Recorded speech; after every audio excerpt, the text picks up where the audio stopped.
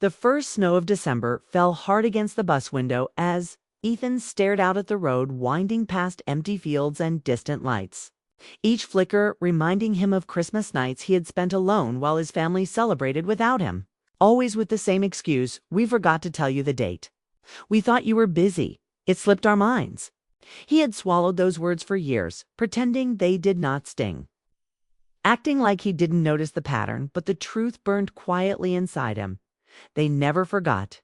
They simply didn't want him there. He remembered each year clearly how he would wait with a packed bag and a wrapped gift that no one ever opened.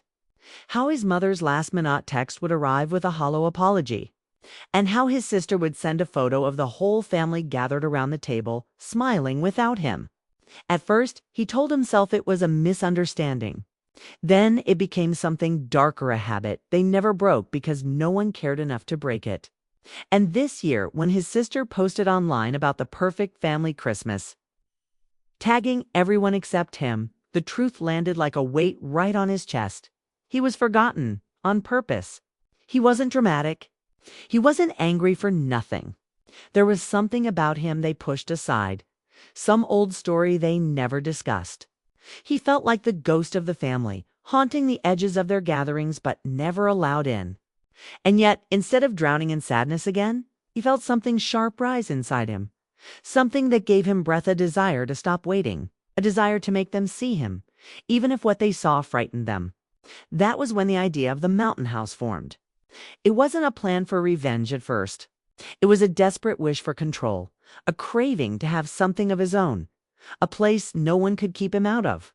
When he found the listing online, a lonely cabin tucked into the side of a quiet mountain, surrounded by tall pines and long shadows, it felt like it matched the part of him no one ever looked at. He bought it with the savings he had once planned for a home closer to the city, and the moment the papers were signed, he felt a strange thrill, almost like freedom, but with an edge. When he arrived at the cabin for the first time, the doors stuck from the cold, and the air smelled like old wood and forgotten winters. He stepped inside and felt the silence hit him hard. Not like loneliness, but like a blank page ready for whatever story he wanted to write. The snow fell thick outside, and he stood there imagining his family's faces if they ever saw this place he owned, a place they knew nothing about. And for the first time in years, he did not feel small. The furniture was worn but sturdy, the fireplace needed cleaning, and the walls held marks from someone else's life long gone. But the cabin felt like a shelter, solid, private, unreachable. As he explored the rooms, he remembered moments from his past that still ached. The Christmas when he was 12 and waited on the porch for his uncle to pick him up, only to learn they had started dinner without him. The year his mother promised things would change but forgot again. The time his father said, "You know how chaotic things get," as if chaos had a habit of ignoring only one child. Ethan felt all those memories gather behind him, filling the cabin like unwelcome guests. He took a deep breath and told himself he might finally leave them behind. But the mind doesn't drop pain so easily. It reshapes it. And as he stood at the window watching the white world grow thicker and quieter, he wondered why he kept forgiving people who didn't mind hurting him. He wasn't a bad son, not a bad brother, not someone who caused trouble. He worked hard, helped others, tried to be present whenever they needed him. But presence meant nothing when people already decided you didn't matter. That was the thought that sparked something new inside him. Maybe he had spent too long waiting to be part of their world. Maybe it was time they stepped into his. A simple plan formed, almost innocent in the beginning. Invite them to the cabin for Christmas.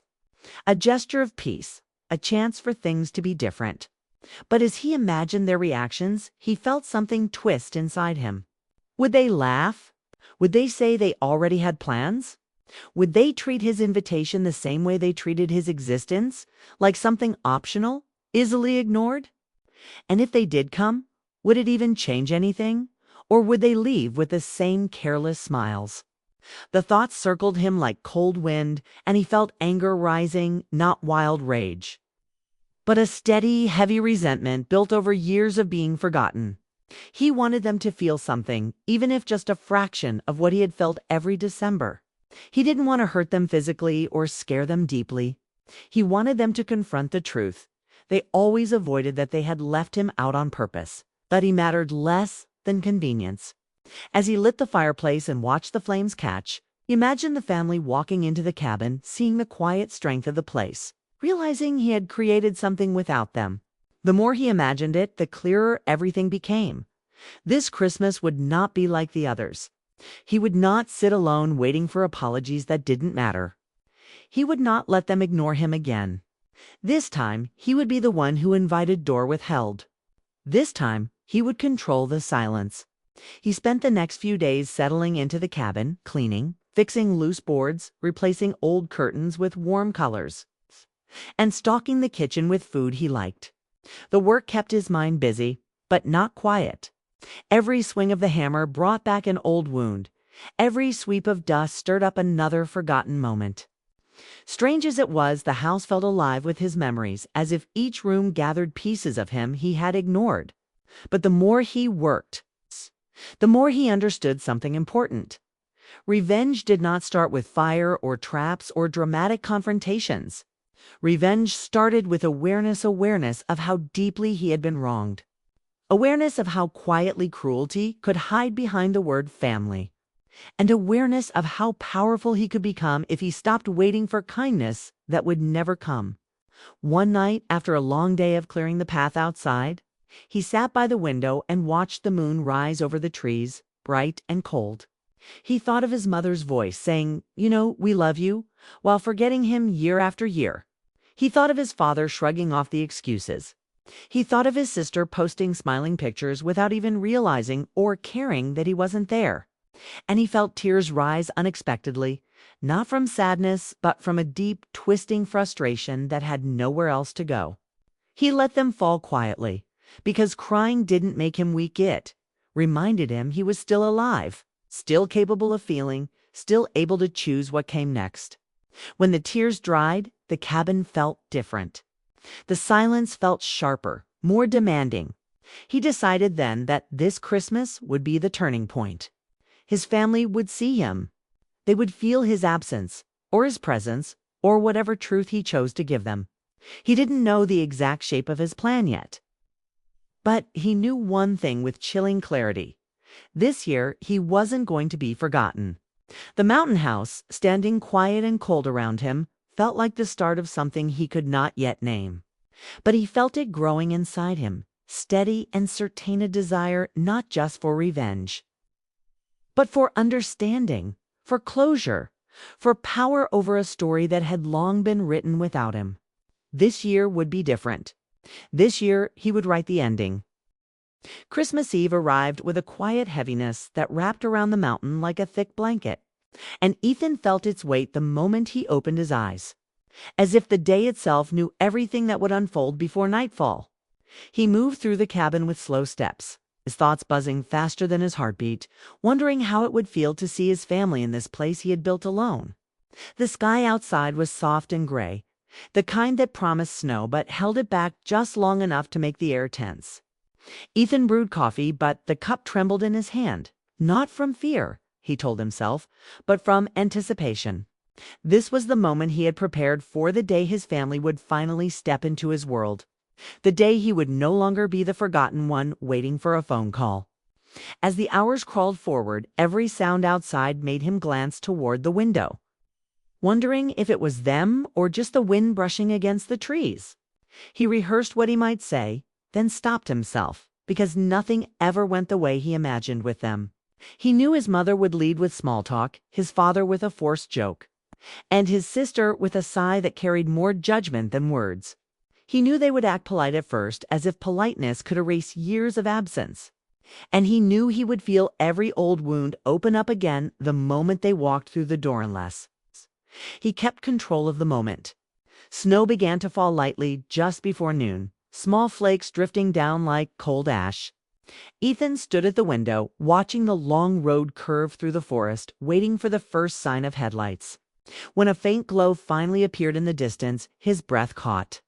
The car moved slowly up the path, its tires crunching over the fresh snow. He felt something shift inside him, a mixture of relief, fear, anger, and longing, all tangled into one tight knot.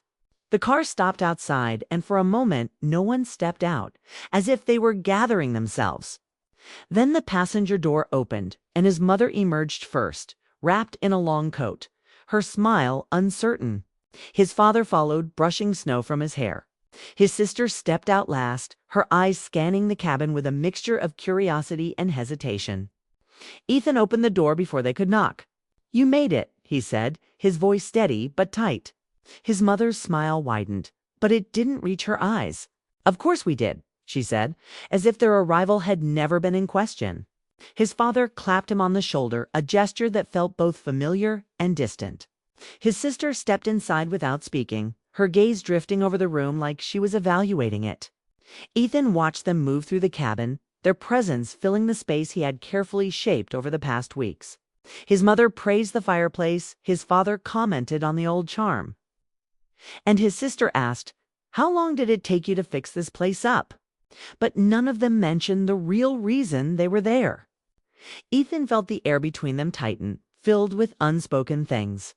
He offered them hot drinks, guided them to the living room, and tried to steady his breath. They sat on the couch in chairs like visitors in a stranger's home. Small talk filled the spacework, weather, neighbors, traffic, everything except the past. Ethan listened quietly, feeling the old silence fall over him. The same silence that had surrounded him at every family gathering. But this time, he wasn't on the outside. He was the one who had invited them. He was the one who controlled the room. His mother eventually looked at him with a soft, careful expression. "Ethan," she said, "this place is lovely. We're glad you invited us." The words sounded rehearsed, like something she practiced on the drive up. He nodded, but something inside him resisted the warmth her tone tried to offer. He wanted honesty, not politeness. His father leaned forward, elbows on his knees. "So what made you buy a place all the way out here?" he asked. Ethan paused, watching the fire shift in the hearth. "Silence," he said. "I needed a place where things didn't get forgotten." The room went still. His sister looked up sharply, and his mother's smile thinned. His father cleared his throat. "Is that about Christmas?" he asked, trying to sound casual. Ethan didn't answer right away. He felt years of swallowed words pressing against his ribs. Every year he finally said, "I waited." And every year you forgot. His mother flinched. "We didn't mean you did," he said quietly. "Maybe not intentionally, but you did." His sister crossed her arms. "You could have reminded us," she said, her voice defensive. He turned to her. "I shouldn't have to remind my family that I exist." The fire cracked loudly, filling the long pause that followed. His mother looked down at her hands. "I'm sorry," she whispered, almost too softly to hear. "I never realized you felt that way." "Never asked," Ethan said. His father's jaw tightened, as if he wanted to argue but didn't know how. His sister shifted in her seat, uncomfortable. Ethan watched all of them, feeling a strange calm settle over him. For the first time in his life, they were listening, truly listening. But he wasn't finished.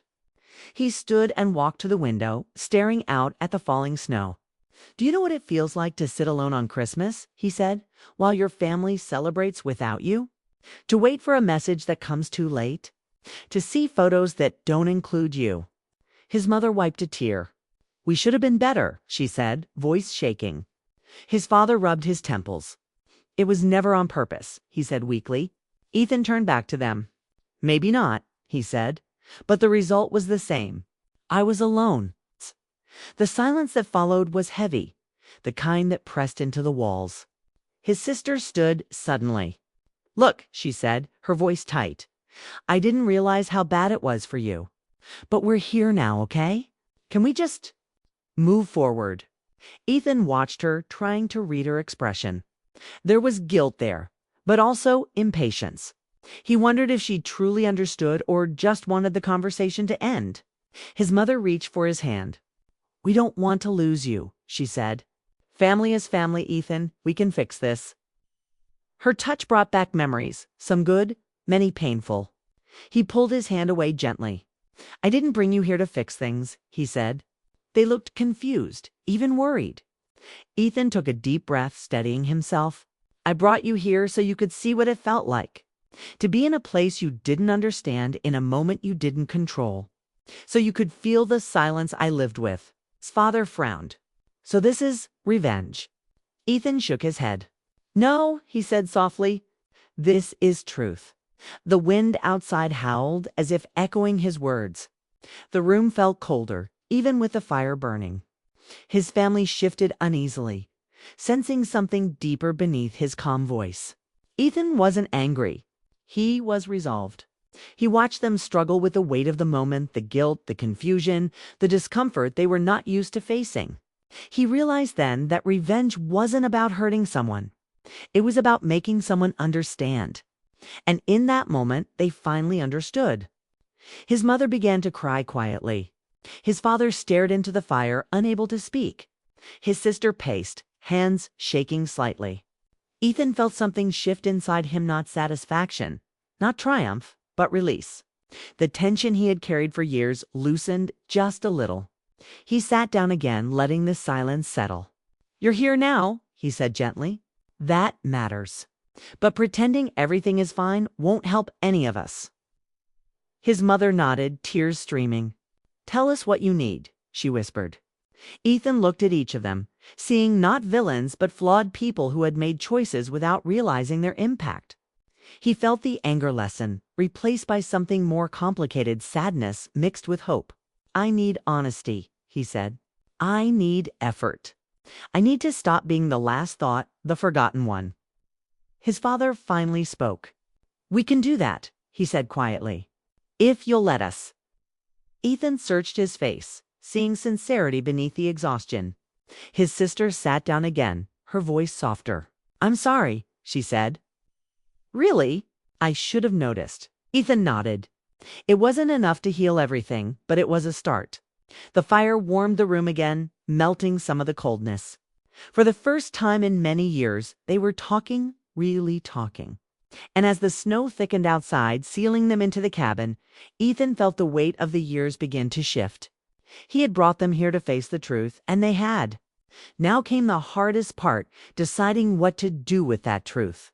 But for the first time in a long time, he didn't feel alone. The moment of revenge had passed, replaced by something deeper, the possibility of change. And as night settled slowly over the mountain, Ethan realized that this Christmas would not be the end of a story yet, would be the beginning of a new one.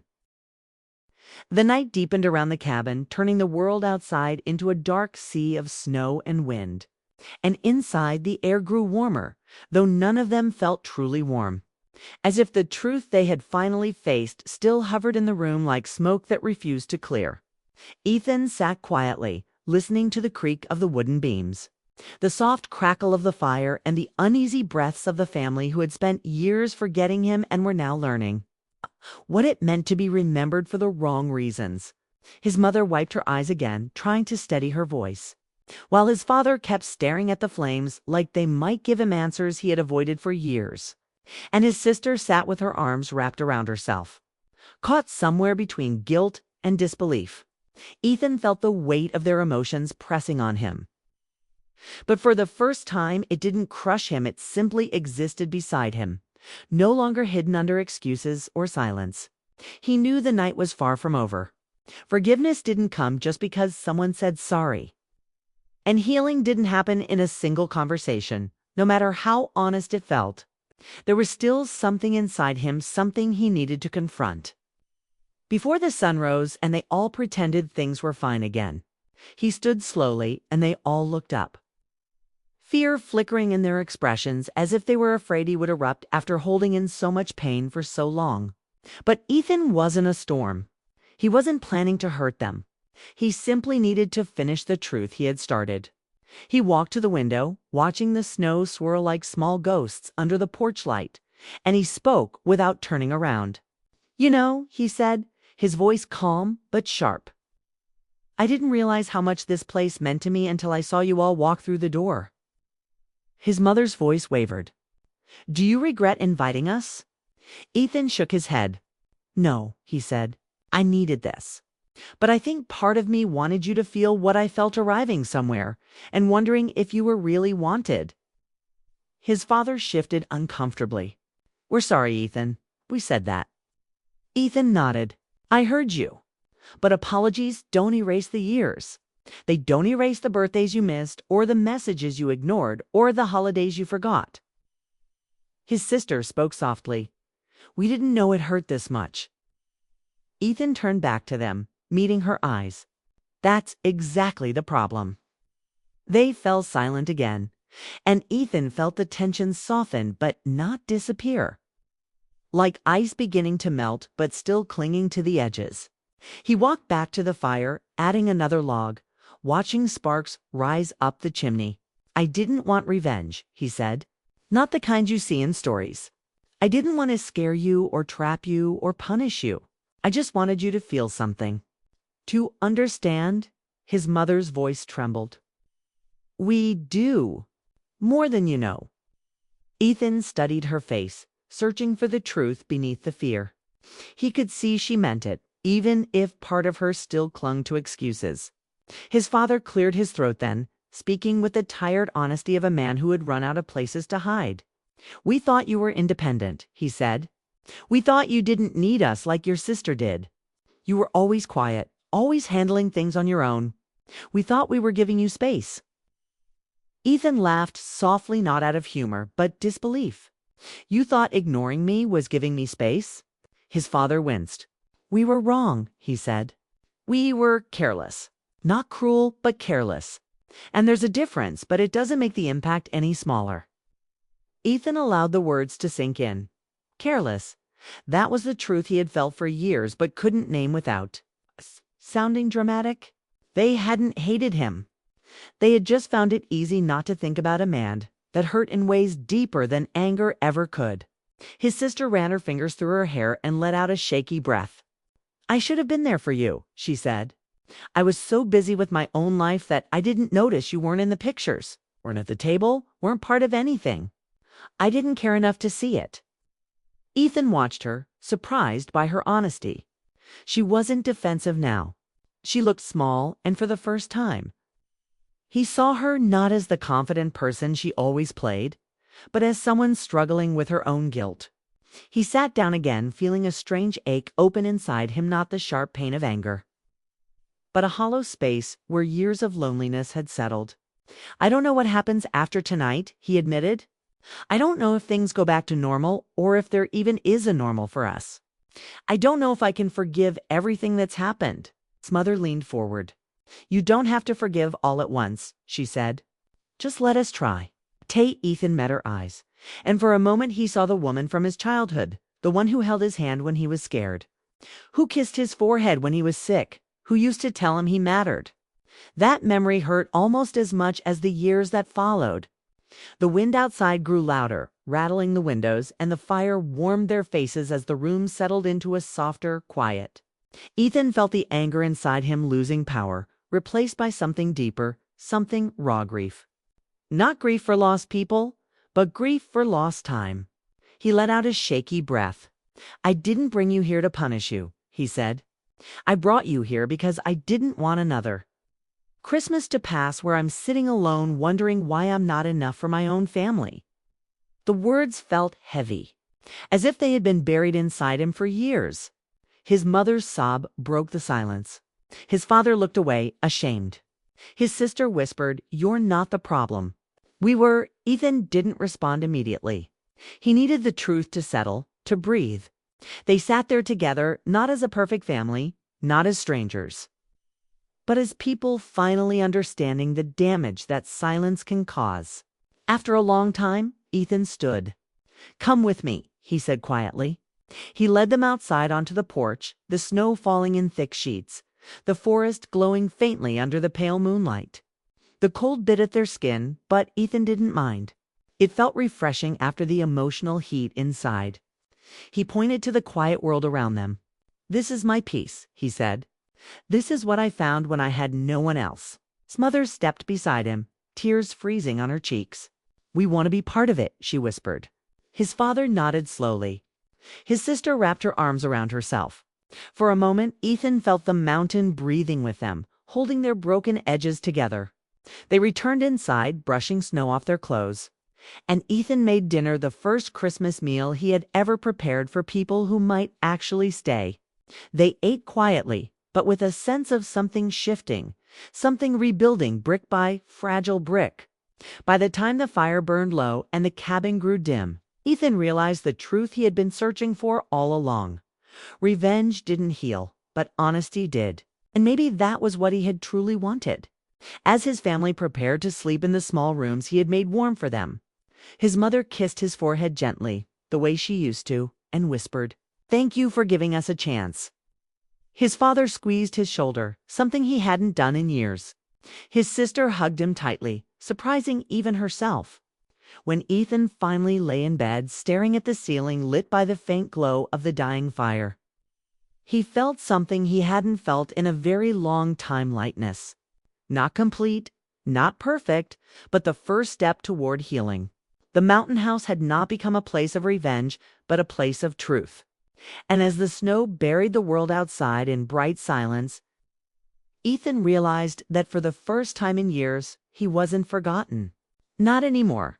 Not ever again. In the days after Ethan settled into the mountain house, strange tension pushed him forward, feeling that time was moving quickly and he needed to make a choice before Christmas arrived and trapped him in another year of being forgotten. He woke before sunrise each morning, the cold air sharp and heavy, and walked through the cabin as if searching for answers in the shadows. The place had begun to feel like a mirror, showing him thoughts he had pushed aside for years. Every creak of the wooden floor sounded like old questions. Why did your mother stop calling? Why did your father stop including you? Why did your sister never notice you missing? Those questions had no simple answers, but each one pushed him deeper into planning. He started by making a list: what he knew, what he felt, what he wanted. It wasn't written for revenge. It was written for clarity, but as he wrote, the truth became clear. He wanted them to understand what they had done, not through anger, but through experience. He wanted them to face the discomfort he had lived with, the feeling of standing outside while everyone else enjoyed the warmth inside. For the first time, he admitted to himself that he wanted to control the narrative, the way they had controlled his place in the family. He wanted them to see him not as a quiet shadow, but as someone who could shape their emotions as strongly as they had shaped his. He thought about sending invitations, something simple and polite, but the idea made him uneasy. His family never responded well to politeness. They ignored it without guilt. So instead, he decided to send each of them a message they couldn't overlook: an unexpected call at an unexpected hour. When he dialed his mother first, his hands trembled. She answered with surprise, her voice carrying the warmth she always used in small doses. "Ethan, everything okay?" He told her he had bought a mountain house. He told her he wanted the family to come for Christmas. There was a long pause, the kind that held unspoken thoughts. "A mountain house," she repeated softly, as if she couldn't picture him owning something meaningful. He could hear the doubt beneath her tone, and it stabbed him in a quiet, familiar way. She said she would check with everyone and get back to him. It's the same phrases she had used for years when she had no intention of including him. But he didn't argue. He simply said he hoped she would come. When he hung up, the silence of the cabin pressed in on him like a thick fog. He wondered if he had made a mistake, if he had opened the door again to the same old disappointment. But he wasn't done. Called his father, who answered with the usual rushed energy. After hearing about the mountain house, his father laughed lightly and said, "Didn't know you were into that kind of thing." A comment that revealed more than intended. Ethan felt a familiar sting, but pushed through it. His father said he'd have to see about the weather. Another vague phrase that meant no real promise. When he called his sister, she didn't pick up. He left a message and waited. Checked his phone every few minutes, feeling frustration rise with each empty second. He told himself not to care, but her silence echoed parts of his childhood when she would walk past him without noticing he existed, too wrapped up in her own world. Hours later, she finally responded with a short text. Mountain house. Seriously? I'll let you know. No warmth, no excitement, no sense of family. And just like that, the old storm inside Ethan came back. But this time, something else came with its resolve. He realized he couldn't wait for them to choose him. They had proven too many times that they wouldn't. If they came, it would be because he made the invitation hard to ignore. Not through threats or guilt, but through curiosity. Through the idea that maybe the son they pushed aside had something they couldn't understand. He began preparing the cabin as if he knew they were coming, even though the uncertainty felt like walking on thin ice. He cleaned the fireplace until it glowed, swept the floors, and washed the windows so the light from outside could fill the rooms. He arranged the living space carefully, placing blankets on the chairs, setting candles on the table, creating an atmosphere that felt warm yet strangely tense, like a place waiting for truths to surface. As he worked, he kept thinking about the years he had tried to earn their affection small gifts. Long messages, unreturned calls, polite patience. Now he realized how little those efforts mattered when the people receiving them did not value him. That realization sharpened his intentions. The invitation he had made with hope was slowly becoming something else, not cruel, but pointed. He wanted them to feel the weight of stepping into his space, a place he built without them. He wanted them to feel the silence he had lived with, not to punish them, but to reveal something they had hidden even from themselves. He stocked the kitchen with food they liked, not out of kindness, but because he knew comfort made people open up. He imagined them sitting at the long wooden table, uncertain, maybe uneasy, unsure of how to behave in a place they hadn't controlled. He wanted to guide them into a conversation that had been avoided for years. But the more he planned, the more he felt a tug inside his chest, a pull between two roads, the road of revenge and the road of healing. Revenge felt sharp and powerful, but healing felt unfamiliar, almost fragile. He wondered if he was capable of both. He didn't want to become cruel, but he also didn't want to remain invisible. As snowstorms swept across the mountain, the cabin grew colder, and the isolation sharpened his thoughts. At night, he lay, awake, listening to the wind, imagining every possible outcome. What if they refused to come? What if they came and nothing changed? What if the truth finally surfaced and it hurt more than the silence ever did? One night, unable to sleep, he stepped outside and stood under the wide, dark sky. The mountain felt enormous around him, and the cold air clung to his breath. For the first time, he sensed the full weight of what he was preparing. This wasn't just a gathering.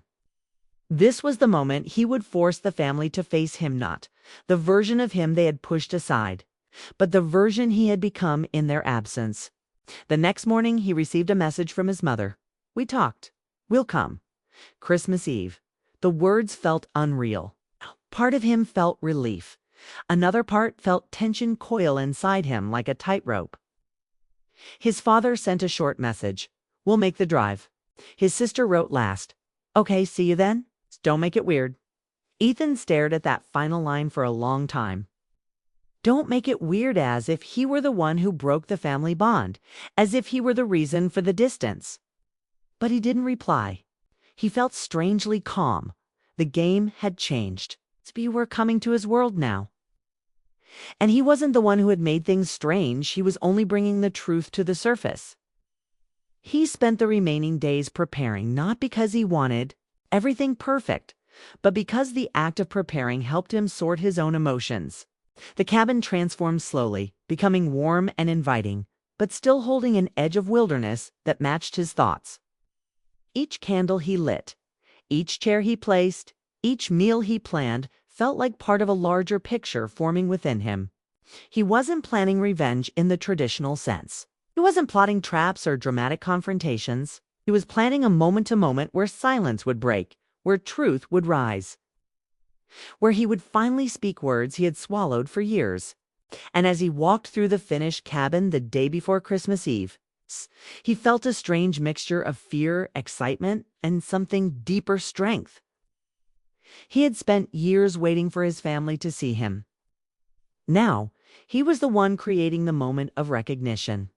Whatever happened when they arrived, whether peace, conflict, regret, or revelation, he knew one thing. The days of being forgotten were over. The mountain house stood ready, and so did he.